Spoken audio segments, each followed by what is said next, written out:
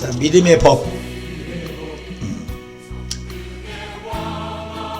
로마서는 아주 책 중에 책이라고 얘기했습니다.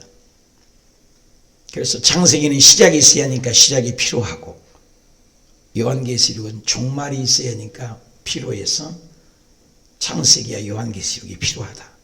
그러면 66권이 책이 있는데 그 중에 한 권을 뽑으라 그러면 학자들은 단연 로마서를 뽑는다 그 말입니다. 아니 이것도 저것도 없이 한 권만 뽑아라 66권에서 그러면 바로 로마서 한 권을 선택한다. 그래서 로마서 한 권만 있어도 우리는 천국에 갈 수 있다라고 주장하는 책이 바로 로마서입니다.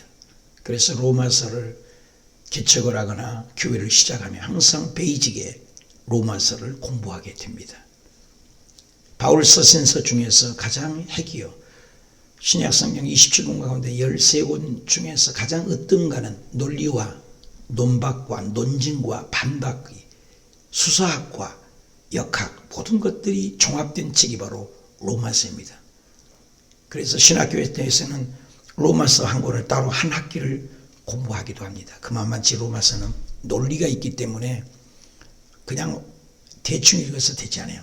생각하고 반박하고 고민을 해야 깨닫는 진리인 것입니다.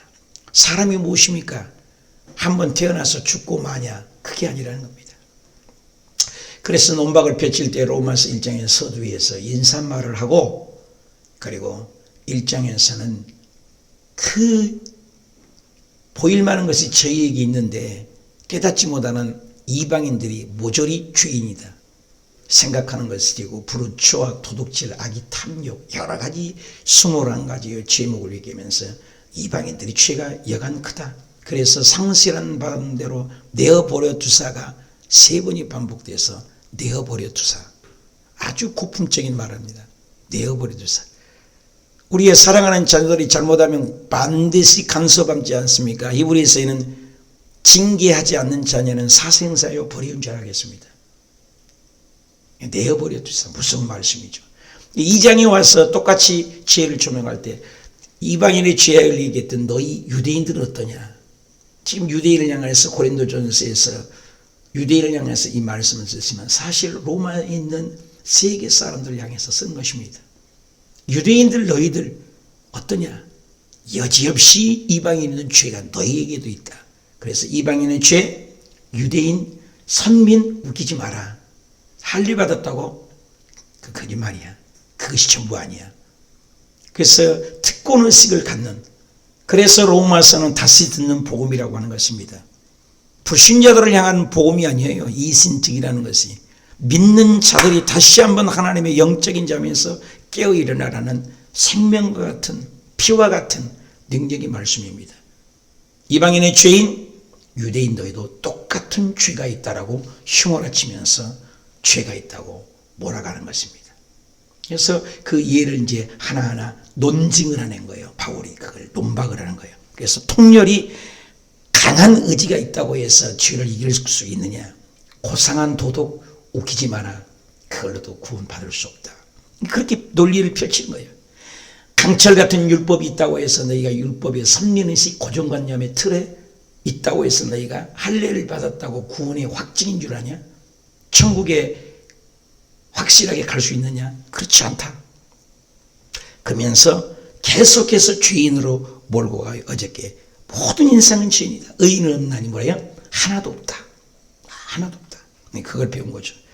그래서 전구절에 보면 그러므로, 항상 성경에 조목조목 그러므로가 나와요. 그러므로, 이러므로, 정말로, 마지막으로, 이런 말들은 앞의 내용을 종말론적 억구로 받는 결론적인 억구라고 하는 것입니다. 반복되는 말이나.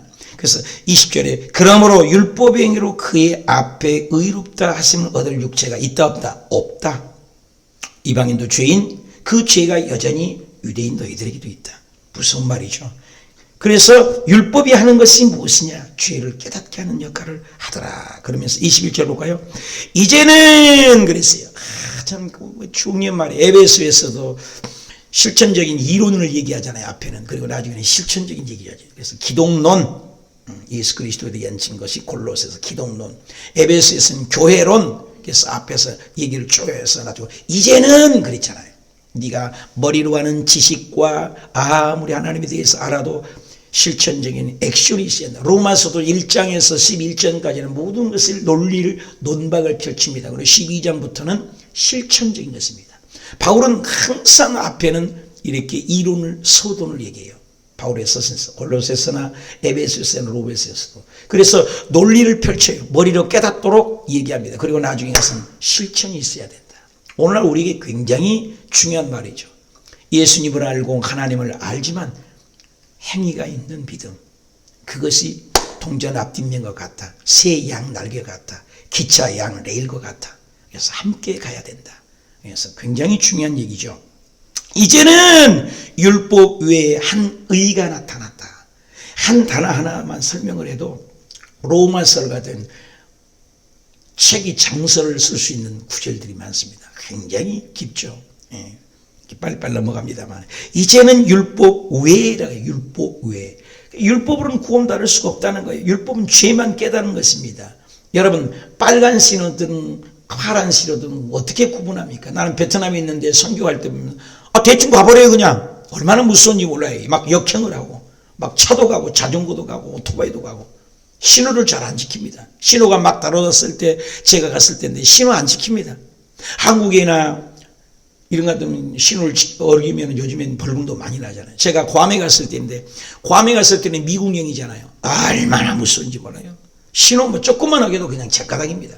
아주 철저해요. 선진국일수록 이런 신호나 약속이 법치가 되는 거죠. 법치. 우리나라도 아주 신화를 잘 지키잖아요. 베트남 못 사는 나라일수록 후진국일수록 그냥 대충 살아요. 파란등인지 빨간등인지 가르치지도 않고. 우리 유치원생들만 가도 빨간색, 파란색을 얼마나 신호등을 지키는 연습을 합니까?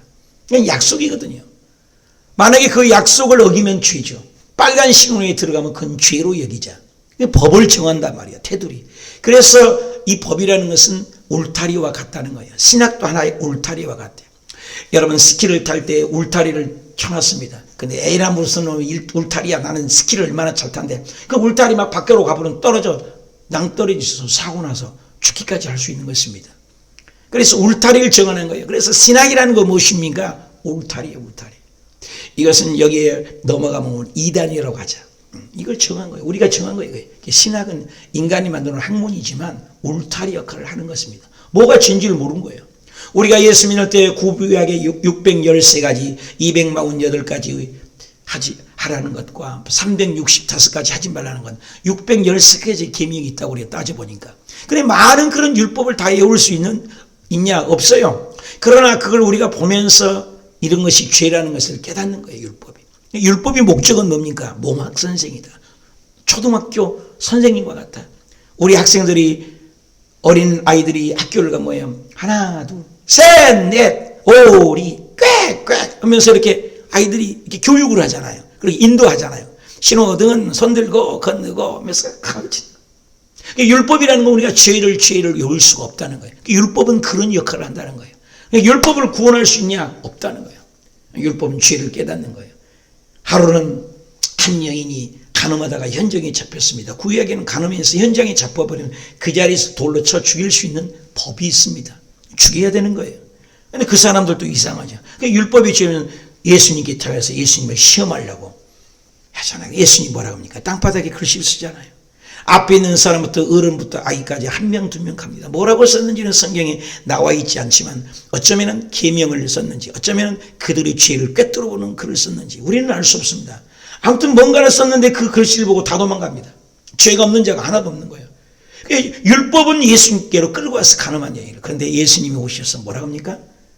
나도 너를 정죄하지 않냐니. 너를 정죄하는 자가 누가 있느냐? 없다. 없다. 다 죄인이다. 그런데 나는 너를 죄를 용서한다. 다시는 가서 죄를 범하지 말라. 그러니까 모든 죄를 지고 예수님께로 인도하는 것이 뭐예요? 법이에요. 율법은 뭐예요? 예수께로 인도하는 몽학선생이다. 초등학교 교사와 같다. 죄를 지면 예수께로 온다. 근데 예수님께 오면 특징이 뭐니까? 자유하게 되는 거예요. 수고하고 무거운 짐진 자들아 다 내게로 오라. 내가 너희를 쉬게 하리라. 굉장한 선언인 것입니다. 이것이 우리 인생의 본분인 것입니다. 많은 사람들이 극단이 있습니다. 나는 죄가 없다. 이런 사람이죠. 나 죄가 하나도 없다. 너무나 모르는 사람. 나는 또 너무나 죄가 많다. 두려워 떠는 사람이죠. 이 극단은 좋은 것이 아니에요. 우리 기독교 순복음이 아주 체험적인 신앙입니다. 방언을 하고 환상을 인정하고 꿈을 인정을 합니다. 그렇다고 해서 우리 교회를 신비주의라고 하면 안 됩니다. 극단이 아닙니다. 이건 잘못 생각하는 겁니다. 순복음이 절대로 초자연적으로 믿지만 100% 믿지만 신비주의는 아닙니다. 철저한 성경 중심입니다. 신비주의가 되면 안 해요. 여러분가 신비 안 믿습니까? 창세기부터 모든 계시록까지 성경에는 신비가 너무 많습니다. 사람이 상상할 수 없는 반석에서 물을 날 때 누가 믿을 수 있습니까? 홍해수가 지팡이에 던지고 말했더니 홍해수가 갈라졌다. 그게 믿어집니까? 다 신비잖아요. 하나님의 능력이죠. 예수님이 물 위로 걸었다. 이거 신비 아니에요? 보리떡 5개 물고기 2마리를 5,000명을 넣어 12가지 남는 신비 아닙니까? 어떻게 인간으로 헤아립니까? 그래 신비예요. 초자연적인 역사입니다. 이번에 우리의 논리와 상상을 뛰어넘는 기사와 이적과 표적을 하고 표현을 합니다. 그거죠. 하나님은 그렇게 하시는 거죠. 근데 그것을 신비주의로 믿으면 안 돼요. 모든 삶을 신비주의로 믿으면 안 돼요. 신비는 맞아요. 극단으로 가면 안 됩니다.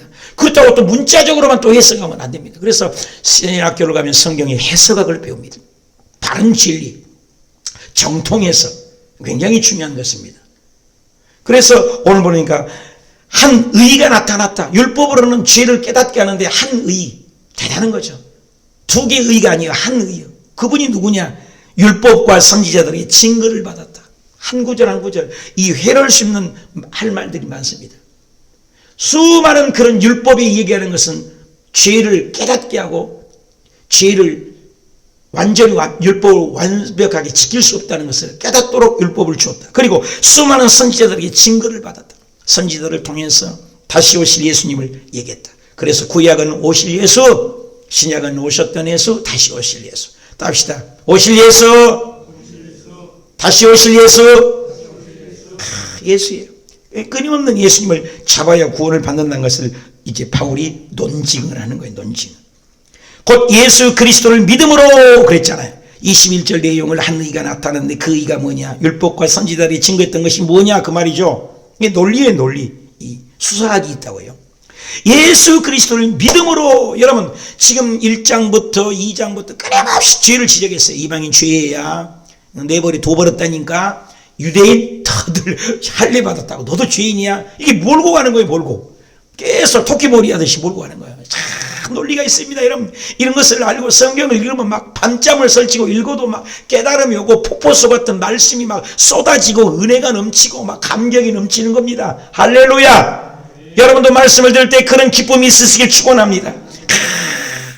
옴짝달싹도 도안에 있는 쥐, 풍전 등화와 같이 꼼짝 못할수록 몰고 나갑니다.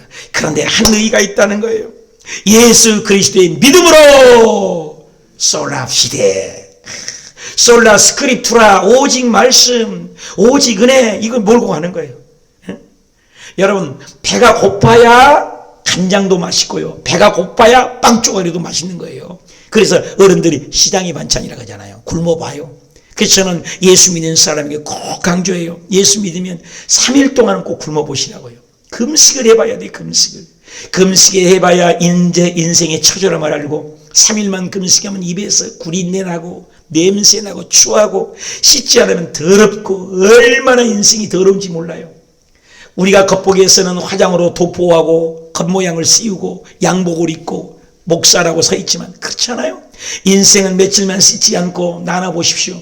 뒤지만 또 못합니다. 여러분 인생 썩은 냄새가 짐승 썩은 냄새가 독합니다. 여러분 꿀이 타는 냄새가 꿀이 얼마나 달지만 꿀 타는 냄새 독합니다. 여러분 은행이 얼마나 많지만 서울 시내 은행나무 가로수를 다 베어버린데 왜? 은행이 떨어져 갖고 은행 밟으면 뭔 냄새 난 거 아세요? 다들 모르네. 밟아보세요 가서. 사람이 존귀한 것 같으나 죄하고 추잡하면 사람처럼 지저분한 게 없다는 걸 깨닫는 거예요. 그래서 에레미야서는 사람이 마음이 부패인데 썩었다는 거예요.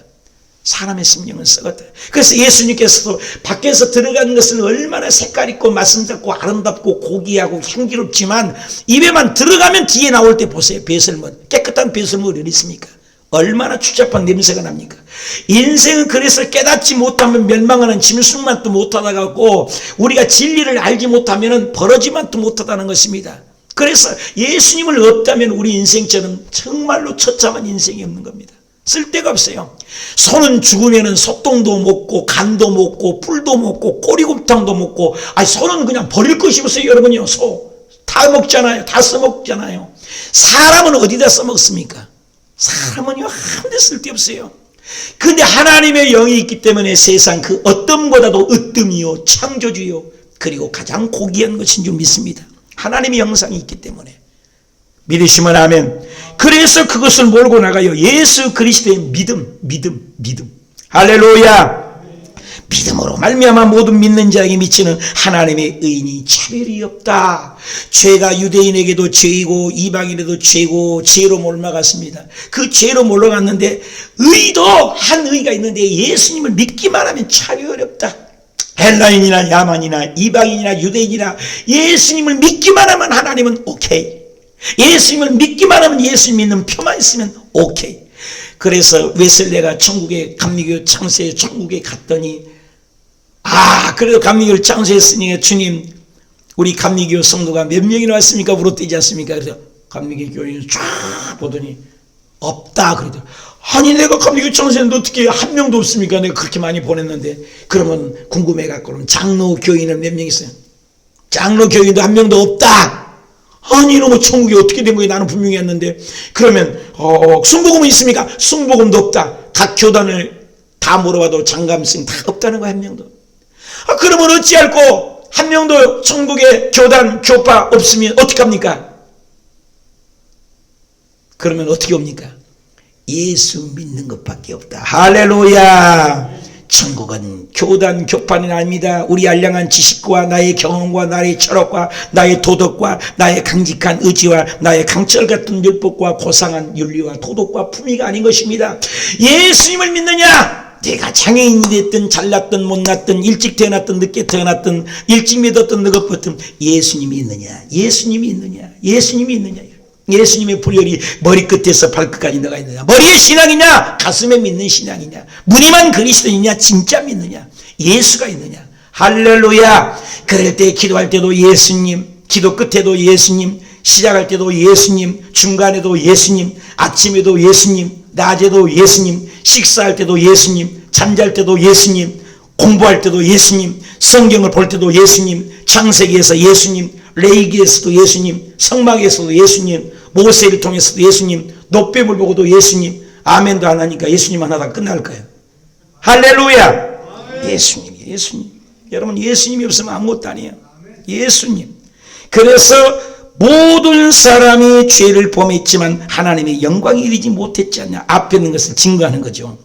그리고 24절에 그리스도 예수 안에 있는 속량으로 말미암아, 똑같은 말이죠. 아까 믿음으로 말미암아, 속량, 내 대신 누군가 죽어줬죠. 하나님의 은혜로, 지금 두 단어가 나왔어요. 믿음으로, 은혜로. 여러분 우리가 구원받는 건 하나님의 믿음, 예수님을 믿음, 그리고 하나님의 은혜로 값없이 의롭다 하시면, 은혜는 뭡니까? 자격 없는 자에게 주어지는 은혜지 않습니까? 자격이 있는 게 아닙니다. 저와 여러분이 자격이 있어서 천국 가는 거. 어떤 사람이 교회 갔더니 청년이 얼마나 교회 가니까 시끄럽고 이 교회 가도 시끄럽고, 그래서 웨슬리 목사님이니까 빌리그레 목사님이니까 잘 기억이 안 나네. 목사님 나 이 교회 못 다니겠습니다. 교회 가는 곳곳마다 말썽이 있고 싸우고 쌈박질하고 말이 많아서 아이고 나 이 교회 또 떠날랍니다. 가게. 그래서 문을 탁 열고 박차고 나가려고 하는 순간에 청년 잠깐 왜요? 갈 건데 왜 잡으세요? 청년이 나가서 그렇게 청년이 원하던 죄가 하나도 없고 그렇게 천국 같은 성도들만 모였던 의인만 모인 그곳에 가면 꼭 나를 불렀어요. 나도 그곳에 가려니까. 그런데 기억하게나 그렇게 완벽한 교회도 청년이 들어가는 순간 그 교회는 그때부터 타락한 교회고 죄인만 모이는 교회인 걸 기억하게나. 이 어려운 말을 이해하세요? 이 세상에 어떤 교회도 말썽 없는 교회가 없고 어떤 집에도 문제가 없는 집이 없다는 거예요. 다 있다는 거예요. 사람이 사는 것은 냄새가 나고 말이 있다, 그 말인 것입니다. 여러분 이 세상에 완벽한 교회는 아무도 없습니다. 우리가 완벽해서 천국 갈 인생은 단 한 명도 없습니다. 우리는 아담의 피를 받기 때문에 모두 다 죄인인 것입니다. 심지어는 성경에는 세상에는 CCTV로 찍히는 죄, 증명된 죄를 죄로 여기지 증명되지 않으면 살인을 해도 나쁜 짓에서 드러난 죄를 정부에서 잡지 못합니다. 인정하지 못합니다. 증명된 죄만 죄입니다. 그런데 하나님께서는 우리의 생각의 죄까지도 마음의 죄까지도 아니 죄를 하나도 없다고 해도 원죄로 걸리지 않는 자가 없으니 이 원죄와 자범죄를 속에서 구원받을 인생은 있다 없다 단 한 명도 없다. 그걸 증명하는 것입니다. 헬라인이나 야만이나 이방인이나 유대인이나 모조리 인생은 아담 안에 있는 모든 사람은 죄인이다. 그 말을 하는 것입니다. 율법이 그럼 뭐냐? 죄를 깨닫게 하는 것이고 그것을 성량하고 은혜다. 너희가 그 은혜를 인하여 믿음으로 말미암아 구원을 얻었나니 이것이 너희에게서 난 것이요 아니요 하나님의 선물이라는 거예요. 이런 누구든지 그리스도 예수 안에서 자랑할 수가 없다. 하나님의 은혜라는 거예요. 은혜를 깨닫는 것입니다. 그래서 죄는 율법은 죄를 깨닫게 하는 역할을 하고 율법은 몽학선생으로 예수께로 인도하는 역할을 할 뿐이지 인생은 모두 다 죄인이다. 그래서 사도행전 4장 10절에 다른 이로서는 구원을 얻을 수 없나니 천하 인간에게 구원을 얻을 만한 예수 외에는 없느니라. 예수 그리스도만이 요한복음 14장 6절에 예수님만 나는 길이요 진리요 생명이니 나로 말미암지 않고는 구원을 얻을 자가 없느니라. 할례는 그럼 무엇입니까? 할례는 구원받았던 백성으로 살라는 징표에 불과한 것이지 할례 받았다고 구원의 확실한 증거도 아니다. 예수님을 믿어야 합니다. 그래서 코로나19가 무섭듯이 죄를 무서운 줄 압니다. 해결할 수가 없다는 것입니다. 우리 인간의 첨단을 걸어도 죄는 해결할 수가 없습니다. 미국이 제가 얘기했잖아요. 전 세계 무기하고 미국하고만 싸워도 미국이 이긴다니까요. 그 많은 군사력도 코로나 한 방에 꼼짝을 못난 것처럼 모든 인생은 죄 안에 다 갇혀버렸다. 온 세상이 죄인이라고 모르고 갑니다. 그래서 이방인도 죄인, 유대인도 죄인, 온 세상의 죄인, 모든 사람이 죄를 범하였습니다. 죄인이요. 엊그저께 뉴스를 보니까 유인 왕복 우주선 로켓으로 갔다고 그래요. 얼마나 빨리 나가갑니까? 그게 사람이 탔습니다. 그렇게 전 지구를 가고 뭐 달나라를 가고 로켓이 날아가서 쏴서 우주 유인 왕복선을 첨단을 걷는 미국 트럼프 대통령도 보았다고 그래요. 그런데 그런 엄청난 유토피아와 AI와 로켓을 발산하는 인생이 무궁무진하게 발전을 하고 했어도 죄만큼은 해결할 수가 없다. 첨단을 걸어도 죄는 해결할 수 없다. 그 말인 것 같습니다. 오직 누구요? 예수 그리스도의 은혜요. 예수 그리스도를 믿어야만이 값없이 구원을 받는다. 나는 정말 하나님의 은혜로 구원받은 자녀인지 내 알량한 지식과 경험과 판단과 정죄로 내가 구원받은 로 착각하고 있지는 않는지 아무것도 없다.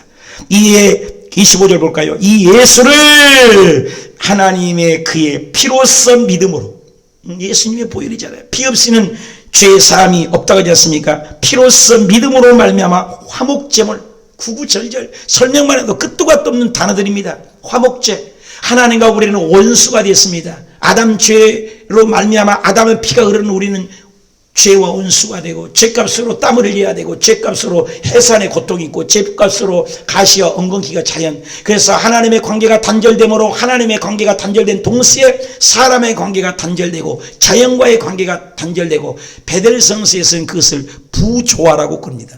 하나님과 하모니라는 단어가 나와요. 하모니가 됐고 화합된 것들이 부조화로 이루어졌다는 거예요. 불려보암이 일어났다는 겁니다. 여러분 성가대가 불려보암이 일어나면 너무너무 거슬리잖아요. 나같이 피아노 못 친 사람이 피아노 건반을 들으면 너무너무 시끄럽잖아요. 그런데 하모니를 위해서 도미솔, 파라도, 솔시레파, 3도화음, 4도화음, 5도화음, 단조, 장조를 알아가지고 그렇게 연주를 하면 그렇게 선율이 음악이 아름답지 않습니까? 그것은 조화가 있기 때문입니다. 여러분 사람끼리 대화도 하모니가 있고 대화가 통할 때 아주 아름답잖아요. 교회도 공동체 안에 구역 공동체, 사랑의 공동체, 밥상 공동체, 믿음의 공동체 아름다운 대화가 통할 때 한 주제로 서로가 아름다운 거예요. 그런데 거기서 한 사람이 튀고 불려파음이 나면 아주 복잡하잖아요. 국가나 사회나. 그래서 하나님은 질서의 하나님, 코스모스 질서의 하나님이라는 거예요. 이 질서를 깨뜨리는 것은 바로 부조화입니다. 그것이 누구냐? 디아블로스 마귀가 하는 것입니다. 마귀는 디아블로스, 모든 걸 파괴합니다. 마귀가 들어오면 가정을 파괴하고 가정을 도둑질하고 죽이고 멸망합니다. 그런데 예수님은 무슨 생명을 줍니다. 풍성하게 줍니다. 화합하게 합니다. 믿음, 소망, 사랑이 옵니다. 그래서 예수님이 영이 오시면 이번 주에 있자면 사랑, 희락, 화평, 인내, 자비, 양선, 충성, 온유, 절제 열매를 맺게 된다는 것입니다. 이게 하나님의 영으로 이룰 수밖에 없는 화목인 것입니다. 그래서 이는 하나님이 길이 참으신 중에서 전에 지은 죄를 간과하심으로 자기의 의로우심으로, 답시다. 자기의 의로우심으로. 26절 봐요. 이때 자기의 의로우심을, 답시다. 자기의 의로우심을 나타내사, 또 납시다. 자기의 의로우심을. 여러분 계속 반복된다는 거 중요하다고 했잖아요. 25절에도 자기의 의로우심을 나타내고 26절에도 자기의 의로우심을 나타내고 또 그러면 자기의 의로우심을 또한 예수를 믿는 자에게 의롭게 한다는 거예요. 우리 의가 아닙니다. 하나님의 의입니다. 자기의 의. 우리는 의인이 될 수가 없다는 것입니다. 우리는 온 인류는 물에 떠내려갑니다. 다 지옥에 떠내려가요. 그래서 지옥 바깥에 육체 바깥에 있는 사람이 건져야 되잖아요. 통팥줄을 던져주듯이. 근데 온 인류는 아담 안에서 전부 지옥으로 떠내려가는 거예요. 너가 인정하든 인정하지 않든 알든 모르든 관계없이 다 지옥에 떠내려가요. 근데 지옥 바깥에 있는 사람이 건져야 되는데 아무도 없어요. 그 한 분이 보냈는데 예수님 한 분이란 말이에요. 그래서 예수님 한 분만이 유일한 우리의 구세주입니다. 그래서 세상 사람들이 기독교를 싫어해요. 독선이라고.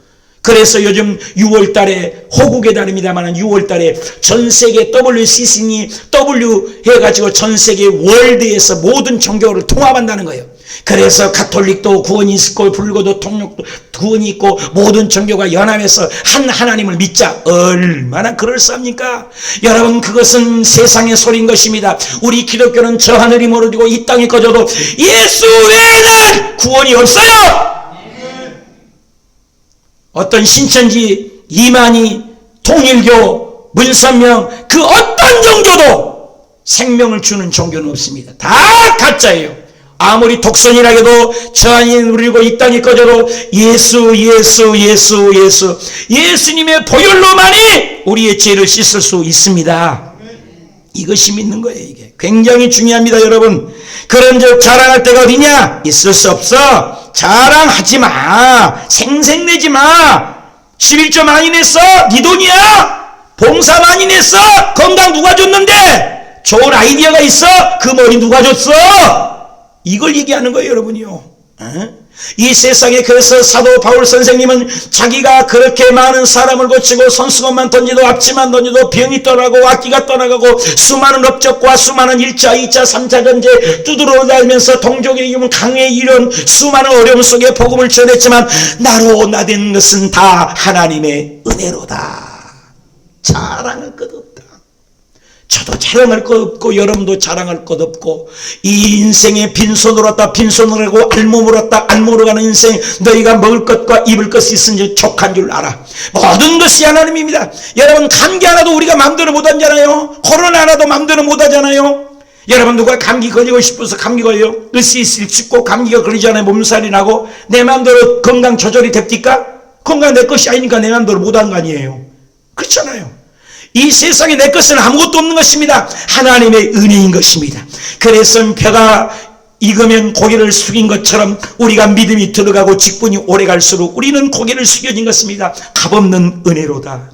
예수님만을 증거하겠다. 예수님만을 자랑하겠다. 그래서 유대인들이 미운 것은 자기가 선민을 쓰이다 자기가 선택받았다 이 고정관념 외식적이고 형식적이고 할례를 받았으니 나는 구원받았다는 착각 속에 자만과 거만과 교만과 생색내고 살고 있다는 것입니다. 그걸 얘기를 하는 것입니다. 그래서 그러므로 사람 의롭다 하심을 율법의 행위에 있지 아니하고 아무리 그걸 지켜도 구원은 없다. 믿음으로 되는 줄 우리가 인정하노라. 할렐루야. 기가 막힌 말입니다. 그래서 논리와 수사학과 논박을 펼치면서 유대인이 이방인이 죄인인 거 알지 않냐? 유대인 너희들도 똑같은 죄가 있지 않냐? 세상 모든 사람 죄가 있지 않냐? 그래서 수사학, 철학, 논증, 논박, 변증 이런 걸로 통해서 아주 조리 있게 증명해 나갑니다. 그래서 우리 인생은 아무 공로 없다. 여러분 우리 집이 17층인데 엘리베이터 손가락만 한번 대면은 17층까지 얼마나 편하게 가는지 봐요. 거기서 걸어 올라가면 얼마나 힘듭니까? 근데 그 올라갈 때 뭘로 올라가요? 전기힘으로 자동으로 올라갈 수 있지만 이미 다 해놨기 때문에 나는 공로가 없어요. 이미 해놨기 때문에 나는 할 일은 스위치만 누르면 움직이는 것입니다. 우리가 천국 가는 것은 우리가 할 일이 아무것도 아니에요. 우리 의인은 아무것도 아니라는 것입니다. 내가 할 일은 예수님을 믿기만 하면 구원을 선물로 준다는 것입니다. 자격이 없습니다. 그래서 예수님이 어떠셔서 바리새인, 사두개인, 서기관, 율법사들 얼마나 자기를 자랑합니까?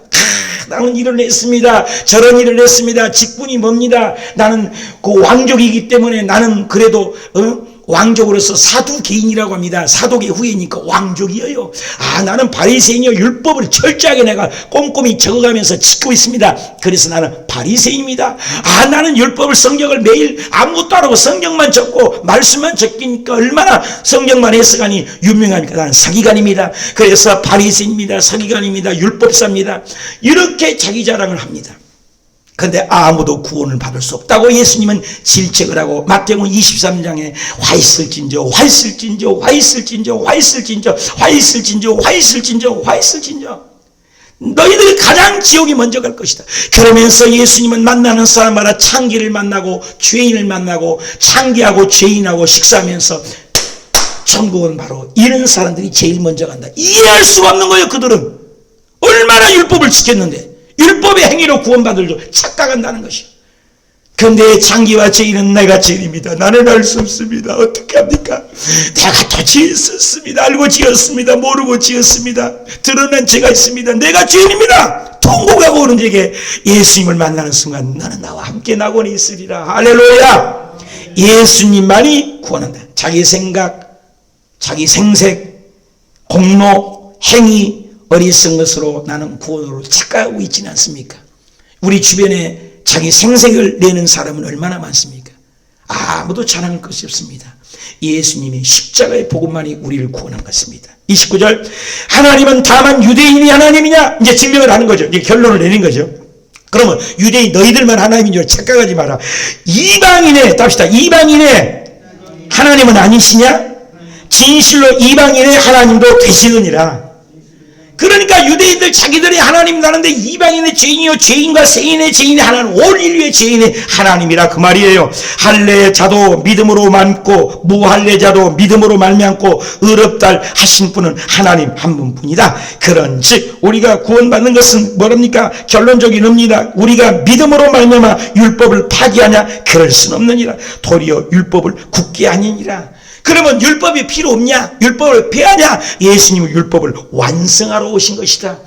율법이 있어야 죄를 깨달을 것 아니냐? 그러니까 그걸 보고 나는 못 지키네요. 어떻게 해요? 그러면 예수님이 오셔서 내가 지켜줄게. 어린아이들이 엄마, 아빠 글씨 다 알려주는데 쓰라 그러면 못 써. 그러니까 엄마가 아빠가 어린아이 고사리 같은 손을 그 위에 아이의 손 위에 덥석 잡고 함께 이렇게 쓰는 거야. 엄마, 아빠 쓰면 써지네 그러는 거예요.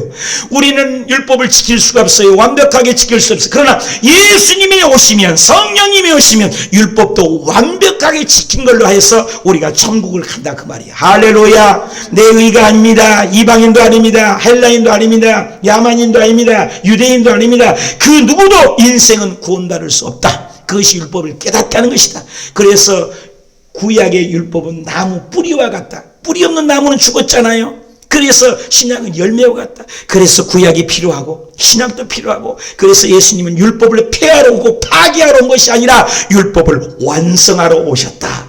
그래서 율법도 중요하고 복음도 중요하고 구약도 중요하고 예수님도 중요하고 모세도 중요하고 나도 중요하고 다 성경은 중요하다. 그래서 교회 안에서도 장애인도 소중하고 어린아이도 소중하고 연세 드신 어른도 중요하고 일하는 청년도 중요하고 교회는 모두 다 한 가족이다. 할렐루야. 이것을 깨닫는 것입니다. 더 나아가 우리 교회만 소중한 것이 아니라 우리 교회 주변에도 그리고 믿지 않는 나라도 그리고 미국도 카나다도 벵글라데시도 온 인류 사람이라는 것은 다 귀하다. 할렐루야. 어저께 뉴스를 보니까 강아지 한 마리 죽은 것을 10분 이상 뉴스를 합니다. 왜 그럽니까? 1600만이 강아지를 기르기 때문에. 그러면 개새끼 한 마리 죽은 것 같고 왜 저렇게 하냐가 내가 화를 내니까 우리 아들이 아빠 짐승도 하나님이 만들었잖아. 물론 그렇지. 그런데 그렇게 미화시키고 강아지도 소중합니다. 물론 소중해요. 그러나 그보다 더 소중한 것이 누구냐? 사람이다. 새와 짐승과 벌레는 하나님의 영이 없습니다. 영혼이 없습니다. 사람만큼은 하나님의 형상, 이미지 오브 갓 형상과 모양대로 지음받은 사람이 귀하다. 그 사람이 복음을 깨닫는 더 좋은 것이다. 그래서 율법이 구원이 아니라 복음, 예수님을 믿는 믿음이 구원이다. 공박, 논박, 논리, 수사, 논증으로 펼쳐나가는 기가 막힌 로마서. 기쁘지 않습니까? 죄로 다스리다가 이제는 해방이 되는 것이 있다. 그것이 예수님을 믿음이다. 김정성 목사입니다. 안녕하세요. 김경아입니다. 네, 오늘 교회 행전은요, 경기도 파주시에 위치한 순복음 호수교회를 찾아왔습니다. 네, 순복음 호수교회가 정말 호수 옆에 있어서 호수교회인지 다른 심오한 뜻이 있는지 네. 담임 목사님을 만나 뵙겠습니다. 네, 목사님 안녕하세요. 안녕하세요, 목사님. 반갑습니다. 반갑습니다.